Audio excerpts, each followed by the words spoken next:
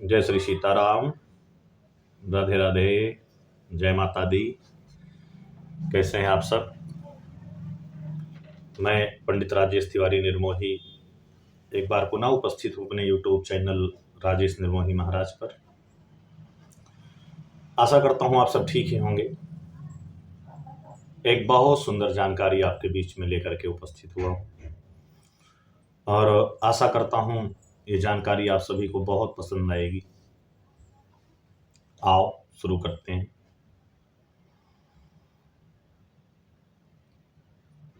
महाराज विश्वामित्र राजर्षि से ब्रह्म ऋषि कैसे बने, बस यही एक जानकारी देने का आज विचार बना है। राजा विश्वरथ बहुत ही जिद्दी राजा थे। अपने आगे किसी की सुना नहीं, जो मन में आया वही किया।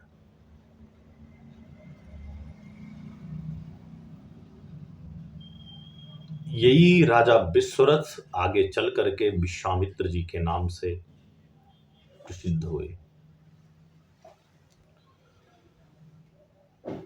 मेरे भाई, एक बार महाराज विश्वरथ जी पूरे सैन्य बल के साथ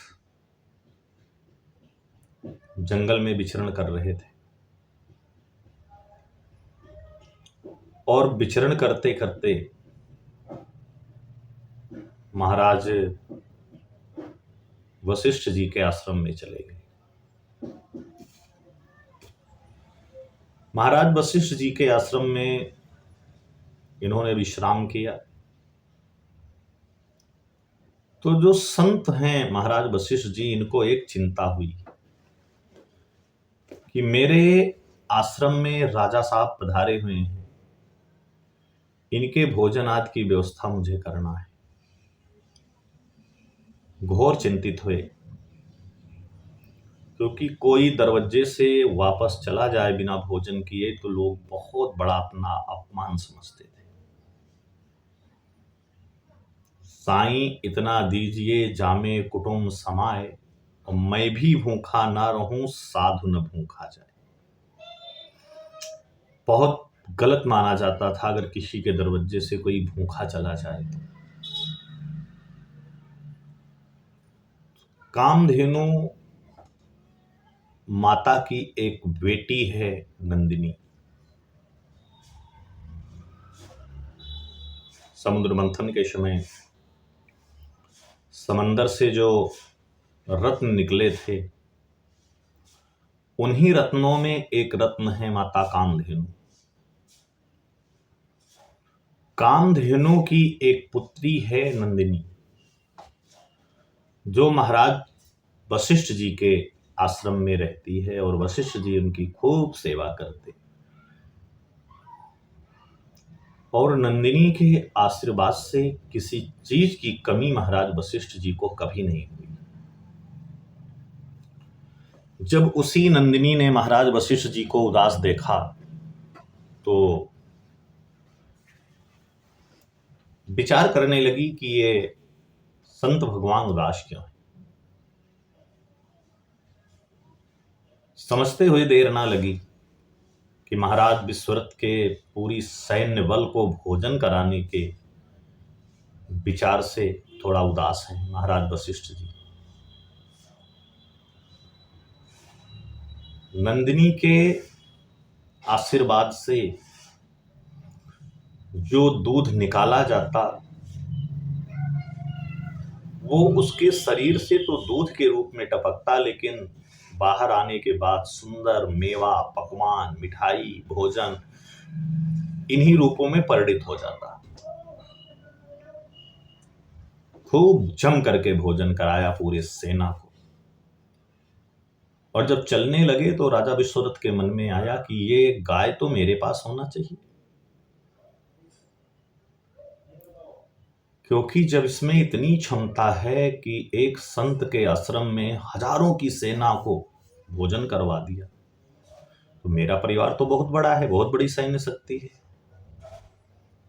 गैया को ले जाने का प्रस्ताव किया वशिष्ठ जी ने मना कर दिया।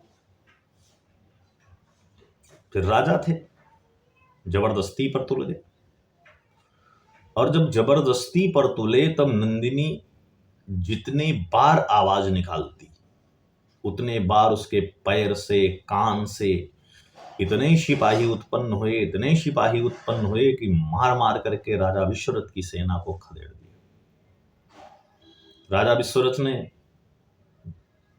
बाणों की बरसात कर दिया वशिष्ठ के ऊपर, अपना वो ब्रह्मदंड आगे कर दिए और सारे तीर उसी से लौट गए। वशिष्ठ जी ने कहा, अगर गैया चाहिए तो अपने मन को निर्मल करके अपने आप को संत बनाओ। उसी गैया के प्रेम में या जिद में राजा विश्वरथ राजा से राजऋषि हो गए। फिर भी गैया को ले जाने के लिए पधारे, समस्त शक्तियों का प्रयोग कर दिया, लेकिन वशिष्ठ जी लेस मात्र भी चिंतित नहीं हुए, ना उनका नुकसान। फिर पूछे, अब क्या हो गया? अब तो मैं संत हो गया। बोले, अभी आप राजऋषि हैं। महाराज वशिष्ठ जी ने कहा, राजन, अभी आप विश्वरथ से विश्वामित्र बने, राजऋषि बने। जब तक आप ब्रह्म ऋषि नहीं बनेंगे ये गैया आपको नहीं प्राप्त हो सकती। जिस दिन आप ब्रह्म ऋषि बन गए, माता नंदिनी अपने आप आपके साथ में स्वेच्छा से चली जाएंगी। ना किसी जोर की आवश्यकता है, ना जबरदस्ती की आवश्यकता है। महाराज विश्वामित्र ने अपने आप को ब्रह्म ऋषि कहलवाने के लिए बहुत से संत के बच्चों को मार डाला। बोलते ब्रह्म ऋषि बोलो, सारे संत के बच्चे उन्हें राज ऋषि ही बोलते। आखिर में इन्होंने राज ऋषि से ब्रह्म ऋषि बनने के लिए वो घोर तपस्या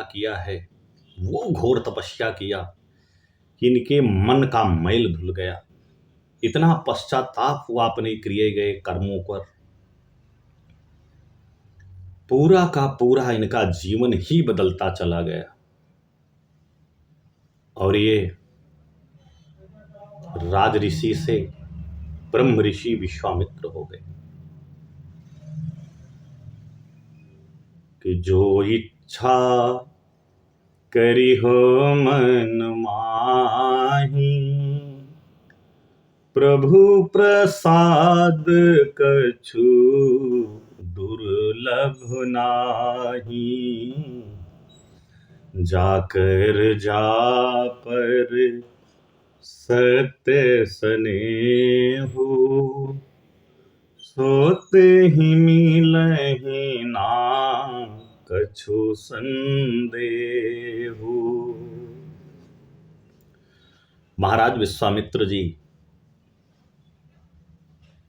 आज इतने बड़े संत हुए कि जिन्होंने स्वयं परमात्मा स्वरूप भगवान राम और लक्ष्मण को अपने आश्रम में ले जाकर के रखा और परमात्मा के रूप में भगवान ने स्वयं इनके चरणों को दबाया। इसलिए मेरे भाई, अगर लगन सच्ची हो, मन में विश्वास हो, तो कुछ भी असंभव नहीं। राजा विश्वरथ राजा से राजऋषि हुए और राजऋषि से ब्रह्म ऋषि हुए। क्यों? केवल वशिष्ठ जी को नीचा दिखाने के लिए। वाल्मीकि जी उल्टा नाम जपत जग जाना, वाल्मीकि भय ब्रह्म समाना। इसलिए मेरे भाई, अगर मन में सच्ची लगन हो तो कुछ भी किया जा सकता है। बस भगवान के ऊपर आस्था होनी चाहिए, विश्वास होना चाहिए। आज के लिए इतना ही। कल मिलते हैं एक नए और सुंदर जानकारी के साथ। तब तक के लिए जय सिया राम।